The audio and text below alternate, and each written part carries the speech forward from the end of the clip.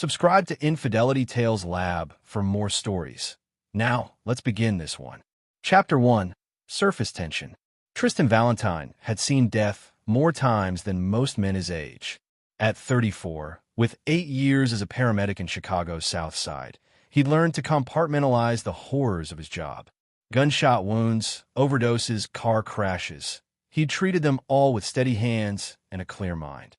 But nothing in his training had prepared him for what he'd find on a humid Tuesday evening in August. The morning had started like any other. Tristan kissed his wife, Colette, goodbye at their Lincoln Park townhouse, her blonde hair still damp from the shower, her smile bright and practiced. They'd been married 5 years, together for 7. She worked in event consulting, a vague career that involved irregular hours and frequent overnight trips. She made good money.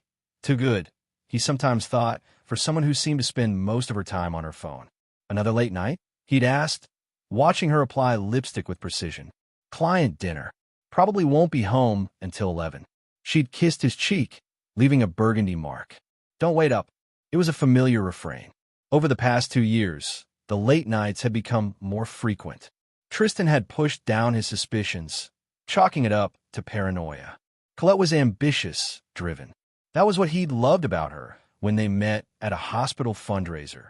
Her confidence, her hunger for success. His partner, Devin Davies, noticed Tristan's distraction during their shift.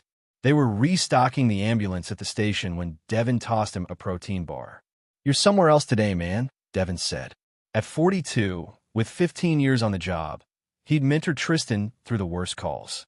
"Everything okay at home?" Tristan forced a smile. "Yeah, just tired." "Colette still burning the midnight oil?" "Always." Devin's expression shifted, concern mixed with something Tristan couldn't quite read. "Listen, I probably shouldn't say this, but my buddy Moshe works security at the Whitmore Hotel. Said he's seen someone who looks like Colette there pretty regularly. Weekday afternoons." The Whitmore was a luxury hotel in the Gold Coast, known for discretion and high prices. Tristan's stomach clenched. "Probably work meetings," he said, his voice hollow. Devin nodded, but they both knew it was a lie they were agreeing to believe. The call came at 6:47 p.m. Dispatch reported a possible cardiac episode at the Whitmore Hotel, room 1842. Guest complained of chest pains. Tristan and Devin grabbed their gear and headed out, weaving through rush hour traffic with lights and sirens. Neither mentioned the coincidence. Chapter 2. The Mark. The Whitmore's brass and marble lobby gleamed under crystal chandeliers.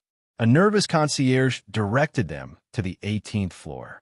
In the elevator, Tristan's pulse quickened, not from adrenaline, but from a cold dread settling into his bones. Room 1842 was at the end of a plush hallway. Devin knocked. "Chicago Fire Department. We got a call about chest pains." The door opened a crack. A man in his 50s, expensive suit rumpled, face flushed, peered out. I think it was just anxiety. I'm fine now." "Sir, we need to check you out," Devin said firmly. "Chest pain is serious." The man, later Tristan would learn his name, was Sebastian Bass, a real estate developer with a wife and 3 kids in Winnetka, reluctantly opened the door wider. And there, sitting on the edge of the king-sized bed in a silk robe, phone clutched in her hand like a weapon, was Colette Valentine. Time fractured. Tristan heard his own breathing, too loud in his ears.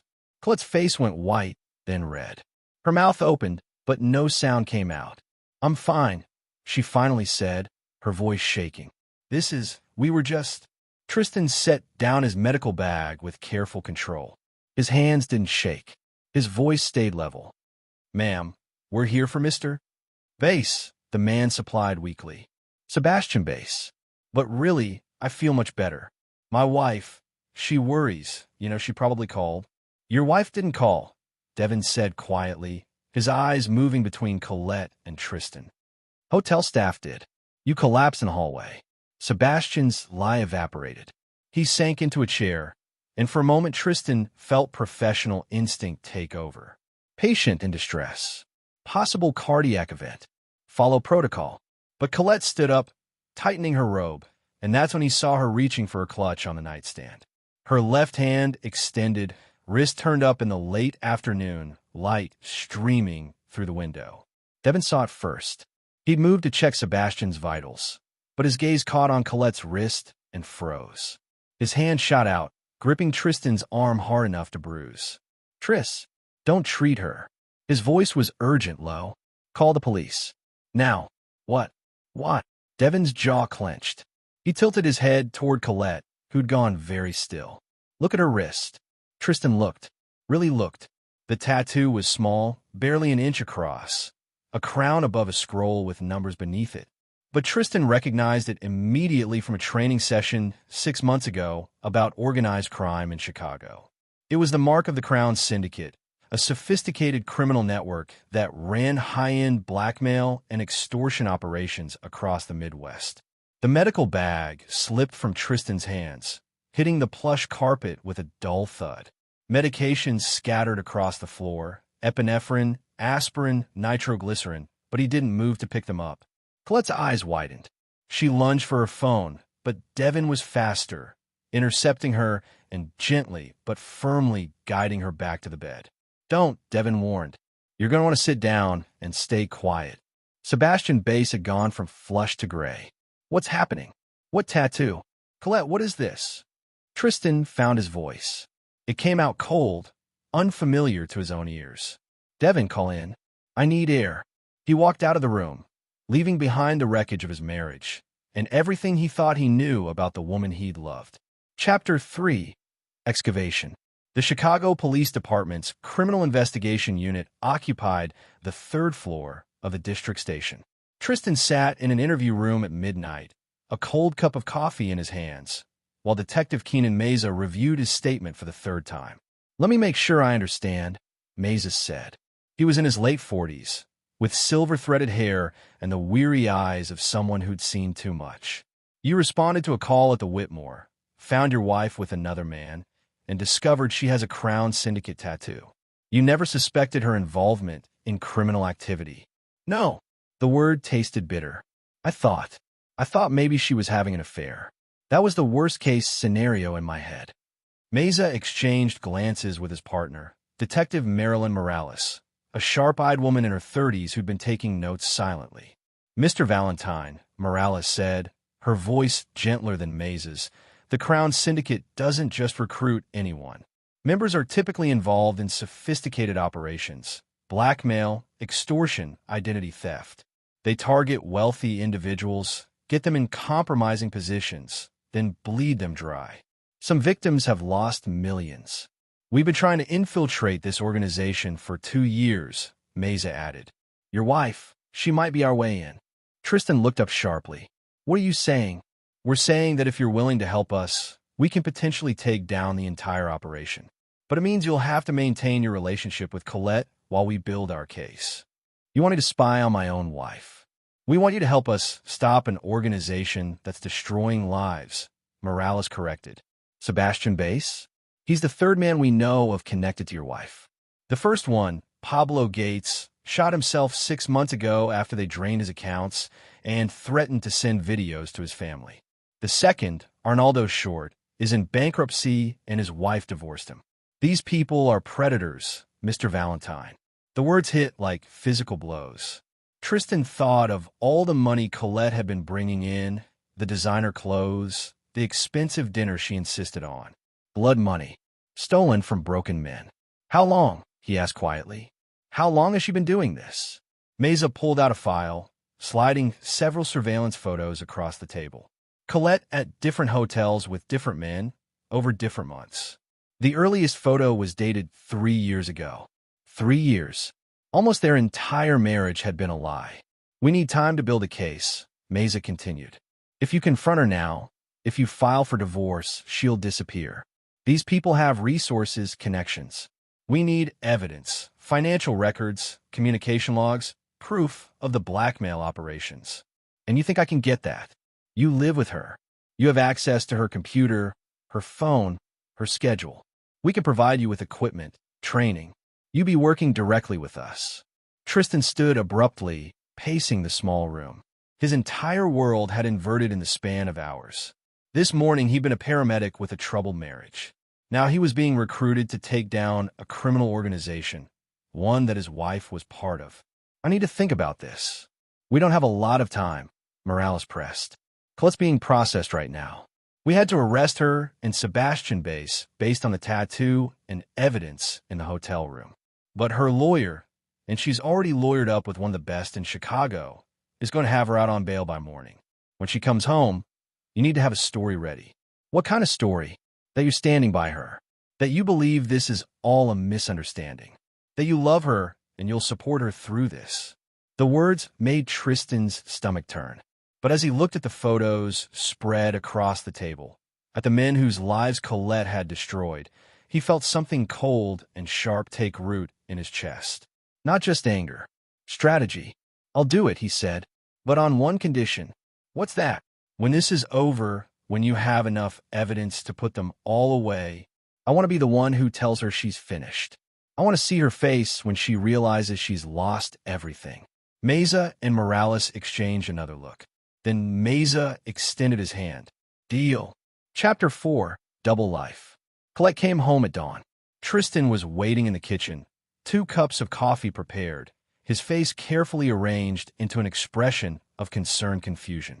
He'd rehearsed this moment for the 3 hours since leaving the police station. She stopped in the doorway when she saw him. Her hair was disheveled, makeup smeared, the silk blouse she'd worn yesterday wrinkled. She looked small and vulnerable, an act he now knew. One of many. Tris. Her voice cracked. I can explain. The police told me there was some kind of mistake, that they think you're involved in something criminal because of a tattoo. He let his voice carry uncertainty, not accusation. This is insane, right? Tell me this is insane. Relief flooded her features. She rushed to him, throwing her arms around his neck. It's all a horrible mistake. The tattoo, I got in college at a party. I was drunk. I didn't know what it meant. And Sebastian, he's a client. We were discussing an event, and he had a panic attack. The police said he was in his underwear when they arrived. She pulled back, and he watched her recalibrate. He'd been exercising. The hotel has a gym.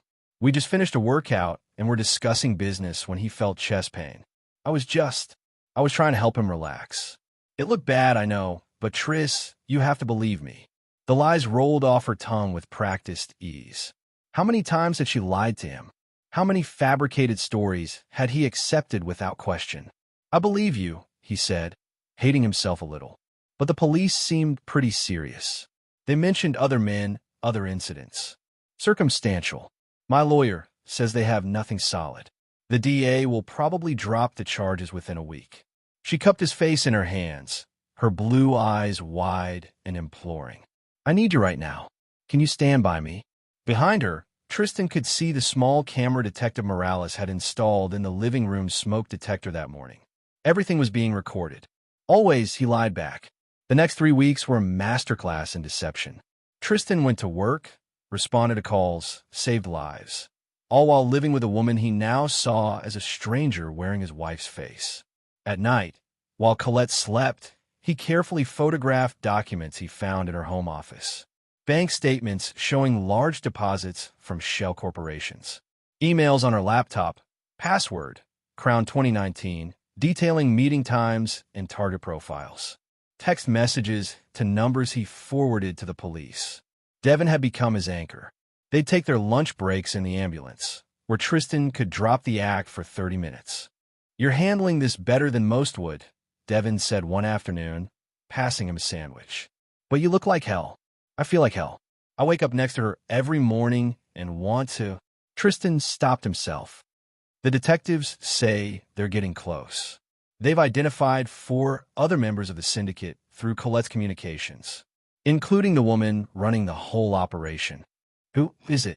Someone named Lenore Bridges. She's been operating this network for 6 years. High society type, runs a legitimate PR firm as a front. Colette isn't even in the inner circle.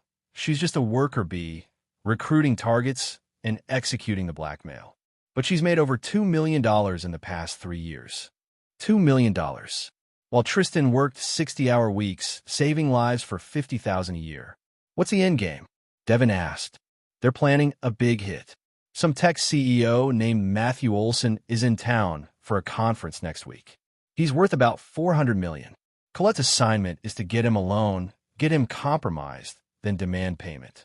Morales says if we can catch them in the act with Olson, they'll have enough for RICO charges. The whole network goes down. And Colette, 20 to 30 years. Maybe more. Devin was quiet for a moment. You okay with that? Tristan thought about Pablo Gates, who'd put a gun in his mouth rather than face the shame of what the syndicate had done to him. He thought about Arnaldo Short's children, who'd had to leave their private school when their father lost everything. He thought about every lie Colette had told, every kiss that had been part of her cover. Yeah, he said, I'm okay with that. Chapter 5, The Network Exposed. The breakthrough came on a Thursday night. Colette thought Tristan was working a double shift, but he was actually sitting in an unmarked surveillance van outside a restaurant in River North, watching through a hidden camera as his wife met with 3 other members of the Crown Syndicate. Lenore Bridges sat at the head of the table. She was in her 50s, with ash blonde hair cut in a severe bob and the kind of polish that came from old money. Her legitimate business, Bridges Strategic Communications, worked with Fortune 500 companies. The criminal enterprise was just a more lucrative side project. Next to Lenore sat Carrie Carroll, a stunning brunette in her 30s who specialized in targeting politicians and celebrities. And across from Colette was Quentin Solomon, the syndicate's tech specialist who handled the digital side, hacking, deepfakes, cryptocurrency laundering. The Olson situation needs to be flawless. Lenore's voice came through crisp and clear, thanks to the bug Detective Meza had planted in her designer handbag earlier that day. He's cautious. Smart. We only get one shot at this. I've already made contact, Colette said. Met him at his hotel bar yesterday. He's interested. We have dinner scheduled for Saturday at his suite. And the setup? Lenore asked. Quentin pulled out a tablet. Cameras in place. I hacked the hotel's security system. We'll have full control of the feeds during the encounter. Pharmaceuticals are ready if we need to ensure cooperation. Tristan's hands clenched into fists. Pharmaceuticals? They were talking about drugging someone. Payment structure is the same as always, Lenore continued. Initial demand will be $5 million. If he balks, we escalate, send previews to his board members, his wife. We've researched his psychological profile. He'll pay to avoid scandal. What's Colette's cut? Carrie asked. Standard rate. $400,000. Lenore smiled coldly. Consider a bonus for good work. You've been very productive lately, darling. Colette preened under the praise, and Tristan felt sick. This was who she really was. Not the woman who'd promised to love him, but a predator who destroyed lives for profit. After the meeting, Tristan met with detectives Meza and Morales at the police station. We have them, Morales said, excitement clear in her voice. Conspiracy to commit extortion, identity theft, hacking, drug-facilitated sexual assault. The charges are piling up. But we need to catch them in the act with Olson to make it ironclad. What about Olson? Tristan asked. Is he in danger? Matthew Olson doesn't exist, Meza said with a slight smile. He's actually undercover FBI agent Matthew Olson. We've been coordinating with the Bureau for the past week. This is a sting operation.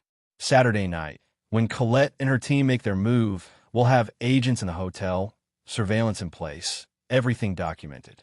It'll be the cleanest bust in CPD history. So what do you need from me?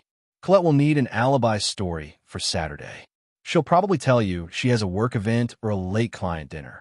Your job is to act like you believe her, maybe even encourage her to go. And Morales hesitated. We need you to have dinner with some friends that evening. Make sure you're visible, in public with witnesses. When this goes down, you can't be anywhere near the scene. Your lawyer will need to establish that you had no knowledge of your wife's activities. I'm filing for divorce the moment she's arrested, Tristan said flatly. That's your right. But Mr. Valentine, there's something else you should know. Meza pulled out another file. We've been digging into Colette's background. Before she met you, she was engaged to a man named Alexander Clayton. He died in a car accident 7 years ago. She told me about that. Said it was a difficult time in her life. The accident was never fully investigated, but we pulled the case file. Clayton's brakes failed on a mountain road in Colorado. He'd recently changed his will to leave everything to Colette.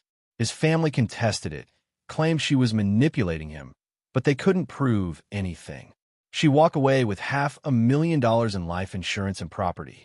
The implication hung in the air like poison. You think she killed him, Tristan said slowly. We think she's capable of a lot more than blackmail, Morales replied. Which is why we need you to be very, very careful until Saturday. Chapter 6. The trap is set. Friday night. Colette came home with takeout and an apologetic smile. I know we plan to spend the weekend together, she said, setting out containers of Thai food. But I have a last-minute client emergency tomorrow evening. Major event crisis. I'll probably be out until midnight. Tristan barely looked up from his phone. No problem. Devin invited me to dinner anyway. His wife's making her famous pot roast. You're not upset? He forced himself to meet her eyes. Why would I be upset? You're working. That's who you are. I knew that when I married you. She relaxed, moving around the table to kiss the top of his head. This is why I love you. You get it. You get me. No, he thought. I never got you. I just saw what you wanted me to see. That night, they made love. It was mechanical, performative, and Tristan felt like he was betraying himself with every touch. But he knew she'd be suspicious if he pulled away now. So he played his part, let her believe everything was normal. And when she fell asleep beside him, he slipped out of bed and went to the bathroom. He stared at his reflection in the mirror. Dark circles under his eyes. New lines around his mouth. He looked older than he had a month ago. The man looking back at him had learned that the person he'd trusted most in the world was a monster, and that truth had carved something out of him that could never be replaced. His phone buzzed. A text from Detective Morales. Everything in place for tomorrow. Stay safe. This ends soon. Saturday arrived with clear skies and warm temperatures. Tristan spent the day at Navy Pier with Devin and his wife, Eleanor, establishing his alibi as instructed. They ate overpriced hot dogs, rode the Ferris wheel, took photos that would be time-stamped and geotagged. Evidence that Tristan Valentine was nowhere near the Whitmore Hotel when his wife attempted to destroy another man's life. At 6 p.m., his phone rang. Colette. Hey, babe. Just wanted to let you know I'm heading into this event.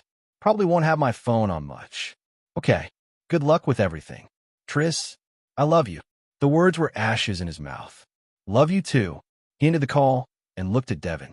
She's moving in. They were sitting at a restaurant in Greektown now, where Eleanor had gone to the restroom. Devin's expression was grim. When this is over, what are you going to do? He asked. Tristan had thought about this constantly over the past weeks. The police would handle the legal punishment, arrest, trials, prison sentences. But that wasn't enough. Colette had made him complicit in her lies, had used his love as a shield while she destroyed people. She'd stolen years of his life. I'm going to make sure she knows exactly what she lost, Tristan said quietly. She thinks she's smarter than everyone, that she can manipulate and scheme and never face consequences. I'm going to show her she was wrong. His phone buzzed again. This time it was a text from an unknown number, but he recognized Maze's style. Contact initiated. Cameras rolling.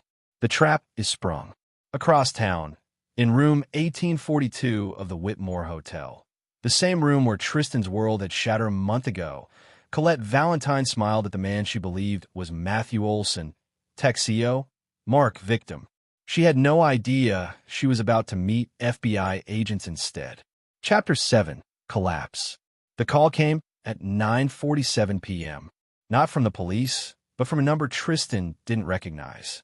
He excused himself from the table. They'd just ordered dessert and stepped outside the restaurant. Mr. Valentine? This is Stacy Higgins from Bridges Strategic Communications.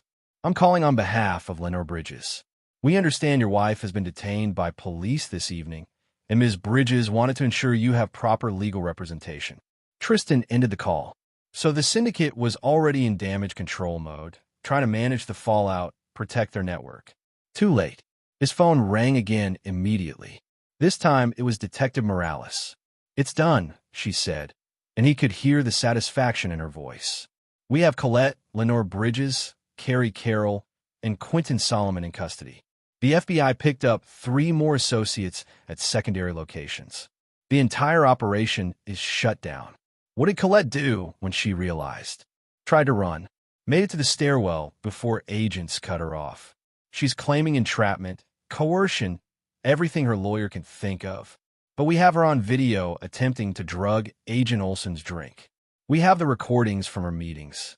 We have financial records showing $2 million in payments. She's done, Mr. Valentine. They all are. Tristan closed his eyes, feeling something unclench in his chest. Relief, vindication, and something darker, satisfaction at knowing she'd been caught in the same kind of trap she'd set for so many others.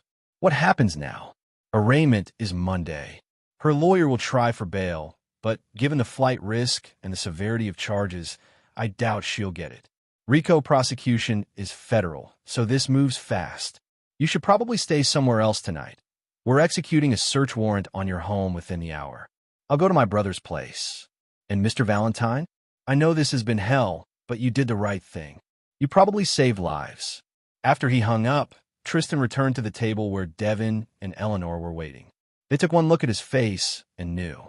It's over, he said simply. Eleanor reached across the table and squeezed his hand. I'm so sorry you had to go through this. But Tristan wasn't thinking about what he'd been through. He was thinking about what came next. The news broke Sunday morning. High society blackmail, ring dismantled, screamed the Tribune headline. Every major outlet picked it up. Photos of Lenore Bridges being led into the federal courthouse in handcuffs. Mugshots of Colette, Carrie, and the others. Details about the victims, the scope of the operation, the millions stolen. Tristan's phone didn't stop ringing. Reporters, distant relatives, former friends wanting the inside story. He ignored them all except for one call from a number he now had memorized. The Cook County Jail. Colette's voice was sharp, desperate. Tris, thank God. You have to help me. This is all a setup. They're trying to frame me for things I didn't do. My lawyer says if you testify that I've always been honest, that our marriage was real, it could help my case. No. Silence. Then, carefully, what do you mean, no? I mean, I'm not going to commit perjury for you, Colette. Our marriage wasn't real. You've been lying to me since the day we met. I know everything. The blackmail, the extortion, the lives you destroyed. I helped the police build their case against you. He heard her breath catch. When she spoke again, the desperation was gone, replaced by cold fury. You did what? Every document I photographed. Every conversation I recorded. Every text message I forwarded to Detective Morales. I gave them everything they needed to take you down. You son of a bitch. You betrayed me. I betrayed you. Tristan's laugh was harsh. You destroyed people for money. Pablo Gates killed himself because of what you did to him. You were going to drug a man and blackmail him for millions. You used our marriage as cover while you committed crimes. And you're saying I betrayed you. We could have had everything. Do you know how much money I made? We could have lived like criminals. No thanks. I'd rather be poor and honest than rich and corrupt. This is about that self-righteous moral superiority of yours, isn't it? You always thought you were better than me because you're a paramedic, because you save lives. Well, guess what? Saving lives doesn't pay the bills. I was the one keeping us in that townhouse.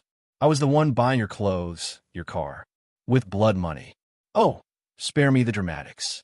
Those men I targeted, they were cheating on their wives anyway. They deserved what they got. And there it was, the real Colette. No remorse. No recognition of the pain she'd caused. Just justification and contempt. I'm filing for divorce, Tristan said. My lawyer will send the papers to your lawyer. I'm asking for the townhouse, since you bought it with proceeds from criminal enterprise. I'm asking that any shared assets be frozen until it's determined what was purchased with legitimate income versus stolen money. And I'm asking for a restraining order. You can't do this to me. Already did. The arraignment is tomorrow. Your lawyer said they're charging you with 17 counts, including conspiracy, extortion, fraud, and attempted drugging. You're looking at 30 years, Colette. Maybe more if they tie you to Alexander Clayton's death. Her sharp intake of breath told him that struck home. She hadn't known they'd reopened that investigation. Alexander's death was an accident, she hissed. Sure it was. Just like our marriage was real. Just like you were going to stop after one more big score. You're a liar and a criminal, and you're going to spend the rest of your life in prison knowing that I'm the one who put you there. He ended the call and blocked the number. Chapter 8. Unraveling. The preliminary hearing was a bloodbath.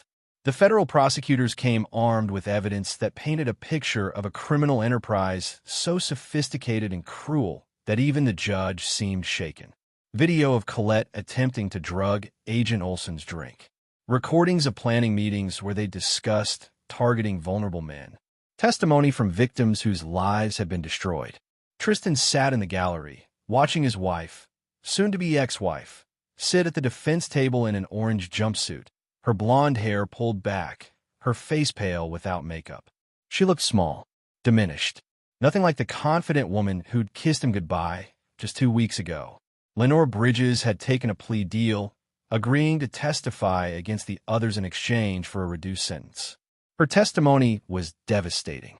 Colette was one of our most effective operators, Lenore said from the witness stand, her voice flat and emotionless. She had a talent for identifying marks and gaining their trust. The husband, the paramedic marriage, that was actually her idea. She said having a respectable spouse gave her credibility, made her seem safe to the men we targeted. Tristan felt Devin's hand on his shoulder. His friend had insisted on coming to the hearing for moral support. The marriage was strategic, the prosecutor asked. Everything was strategic. Colette didn't do anything without calculating the benefit. She married him because it was useful. The defense attorney objected, but the damage was done. The jury, this was just a preliminary hearing, but the public had heard it. Tristan Valentine had been a prop in his wife's criminal enterprise, an unknowing accomplice whose legitimacy she'd borrowed while destroying lives. During a recess, a victim approached Tristan in the hallway. Arnaldo Short, the businessman whose bankruptcy and divorce had been mentioned in those first police meetings. He was in his 60s, gray-haired, worn down by the past year. "Mr. Valentine, I wanted to thank you," Short said, "for helping catch them. My family, we lost everything. Our house, our savings, my marriage. My daughter won't speak to me because she believed the things they threatened to release.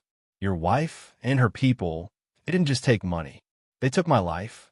I'm sorry," Tristan said, feeling the inadequacy of the words. "If I'd known sooner." "You couldn't have known. These people are professionals. They make you believe whatever they want you to believe." Short's voice hardened.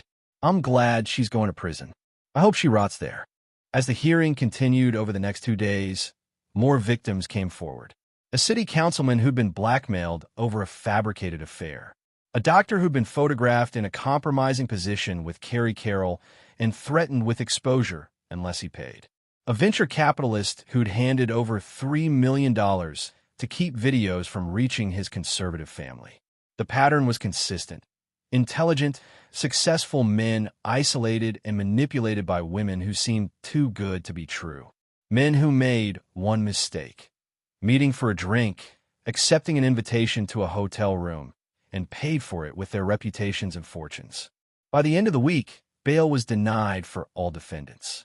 The evidence was too strong, the flight risk too high. Colette Valentine would await trial in Cook County Jail. Her lawyer tried one last desperate move, claiming Tristan had coerced her, that she was a victim of domestic abuse who'd been forced into criminal activity. It was a Hail Mary that fell flat when prosecutors presented recordings of Colette bragging about her earnings and planning new targets with obvious enthusiasm. The trial date was set for 3 months away, though everyone knew it would end in a plea deal. The evidence was insurmountable. Chapter 9. Ashes and Renewal.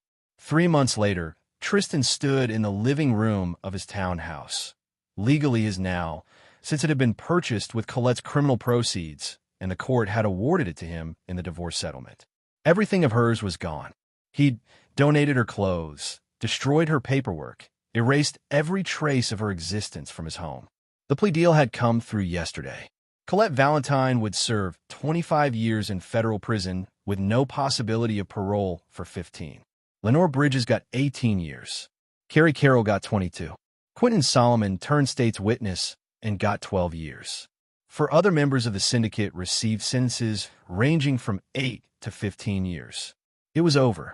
Devin knocked on the open door, carrying a 6-pack of beer. "Thought you could use some company." They sat on the back deck as autumn sun faded, drinking in comfortable silence. "How are you doing?" Devin finally asked. Tristan considered the question. 3 months ago, his world had imploded. He'd learned that his marriage was a lie, that he'd been a pawn in a criminal enterprise, that the woman he loved had never existed, only a calculating predator wearing her face.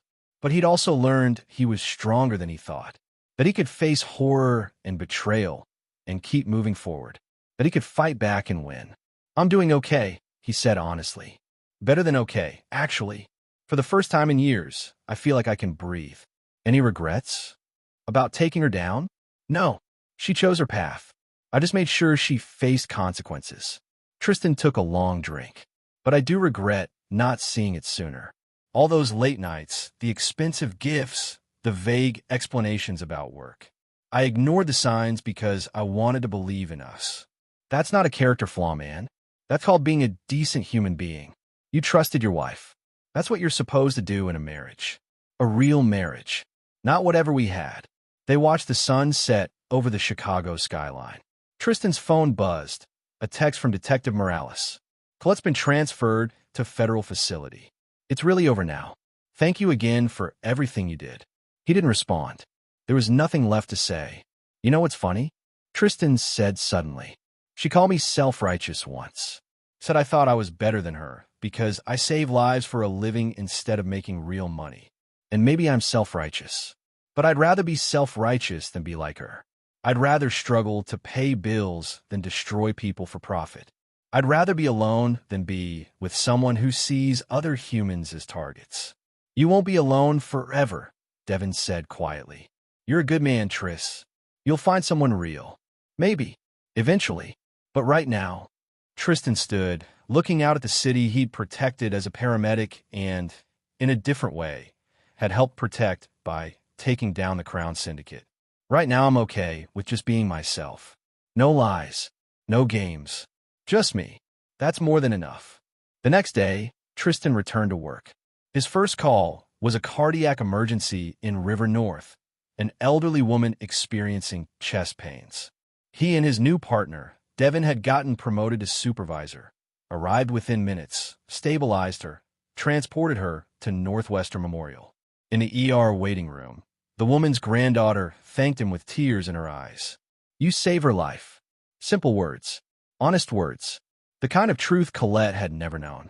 As Tristan walked back to his ambulance, he felt lighter than he had in months. The weight of betrayal and lies was finally lifting. He'd been tested in ways he never imagined, had faced darkness in his own home, and had emerged on the other side intact. Colette had thought she was smarter than everyone, that her schemes were foolproof, that she'd never face consequences. She'd underestimated the very man she'd used as a shield, the self-righteous paramedic who saved lives and apparently had more spine than she'd ever suspected. In the end, she'd lost everything. Her freedom, her money, her reputation, and the cover of a respectable marriage that had made her crimes possible. She'd spend the next 15 to 25 years in a cell, knowing that her husband, the man she'd considered beneath her, had orchestrated her downfall. Tristan Valentine climbed into his ambulance and picked up the radio. Available for next call. His revenge was complete, not through violence or elaborate schemes, but through something simpler and more devastating: the truth. He'd exposed who she really was, let the justice system do its work, and walked away clean while she rotted in federal prison. Sometimes the best revenge was just making sure the bad guys finally face consequences. And as Chicago's skyline gleamed in the afternoon sun, Tristan Valentine drove toward his next call, toward his next patient, toward a future where he could finally be himself without lies, without betrayal, without the weight of loving someone who'd never existed. He was free, and that was the sweetest victory of all. And there you have it. Another story comes to an end. What did you think? I'd love to hear your thoughts in the comments below. If you enjoy this story, consider joining our community by subscribing. It means the world to us. For more stories like this one, check out the recommended videos on screen. And I'll see you